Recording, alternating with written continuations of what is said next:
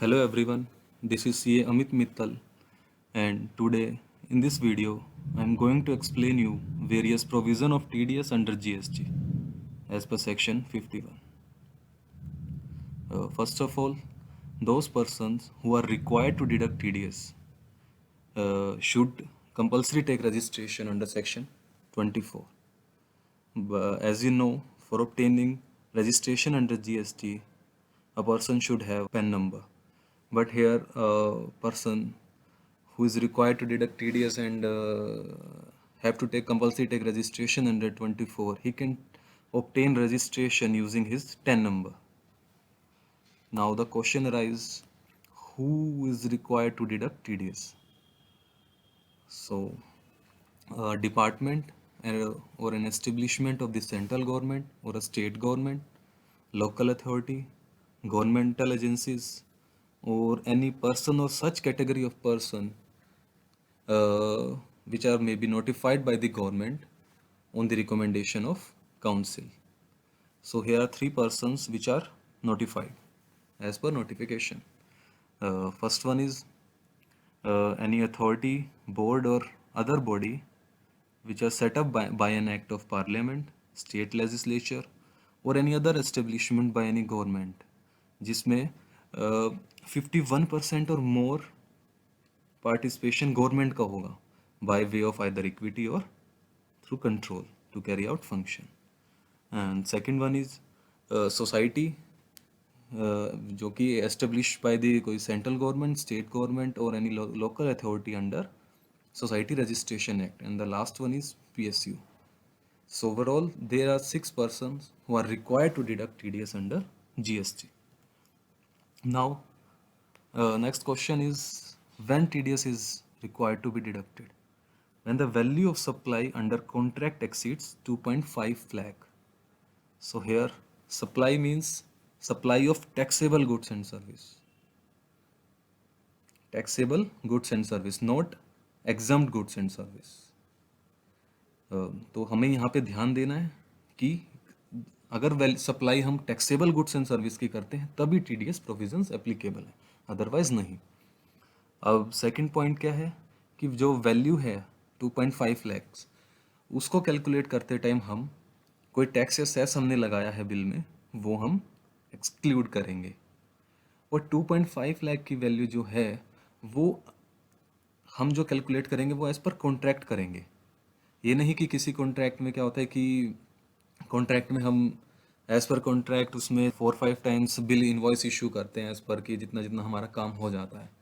तो हम उस केस में इनवॉइस वैल्यू नहीं देखेंगे. अगर हमारा contract overall contract value more than 2.5 lakh है उस केस में हम TDS डिडक्ट करेंगे. इवन अगर किसी बिल उस कॉन्ट्रैक्ट के अंदर जो इनवॉइस हम इशू करते हैं, इनवॉइसेस इशू करते हैं, अगर उनकी value even if less than 2.5 है तो okay.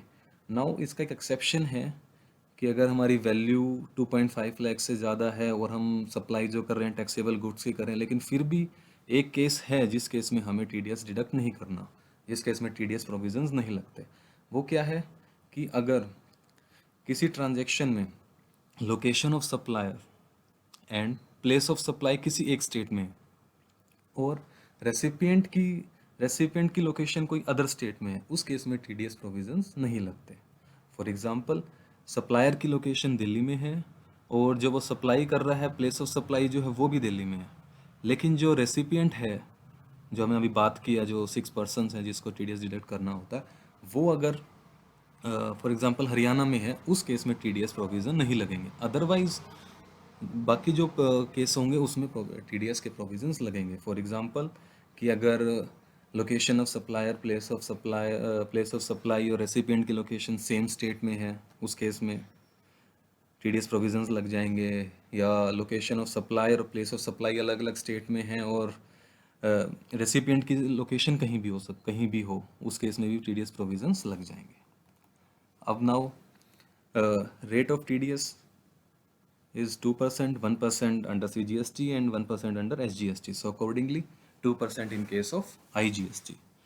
And TDS is required to be deducted at the time of payment made or amount credited to the supplier.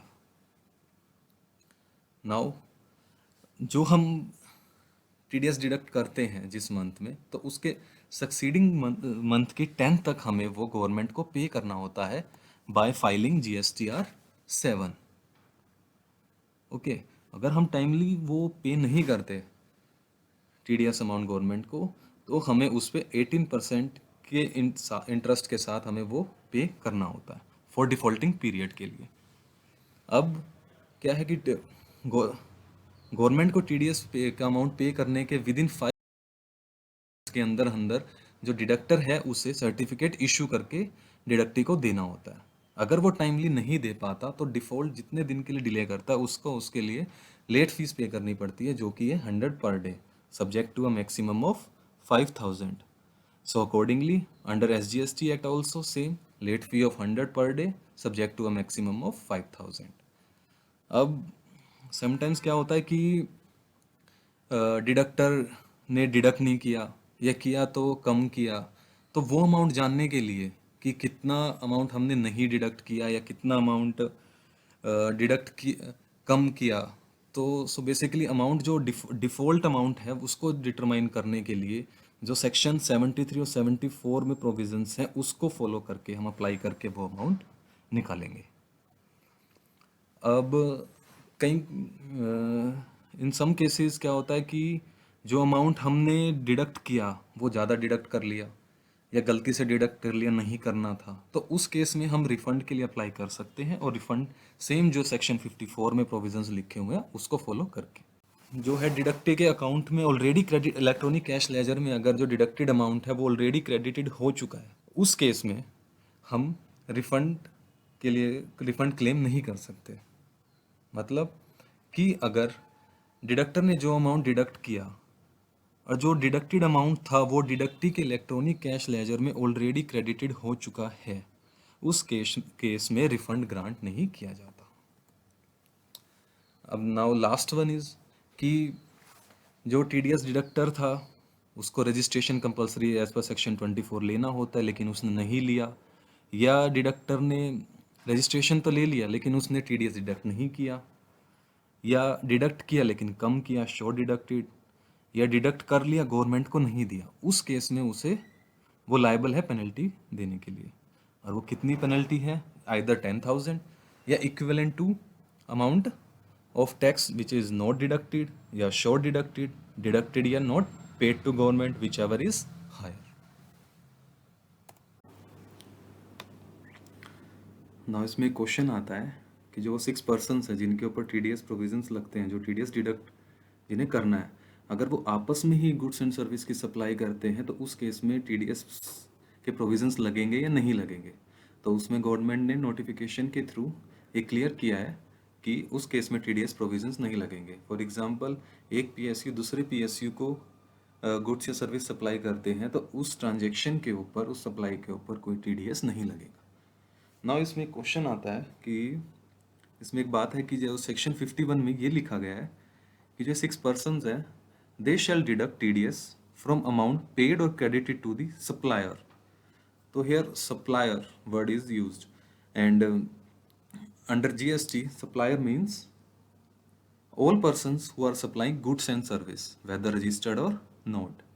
तो यहाँ पे क्वेश्चन आता है कि अगर सप्लायर अनरजिस्टर्ड है या वो सप्लाई कर रहा है जिसके ऊपर आरसीएम लगता है, तो उस केस में टीडीएस प्रोविजंस की क्या एप्लीकेबिलिटी है, उसमें टीडीएस प्रोविजंस लगेंगे या नहीं। तो इसमें मेरी पर्सनल ओपिनियन है कि उस केस में टीडीएस नहीं लगेंगे। सो इन केस अगर सप्लायर अनरजिस्टर्ड है या वो सप्लाई करते हैं जिसके ऊपर आरसीएम लगता है, तो उस केस में जीएसटी टीडीएस प्रोविजंस नहीं लगेंगे।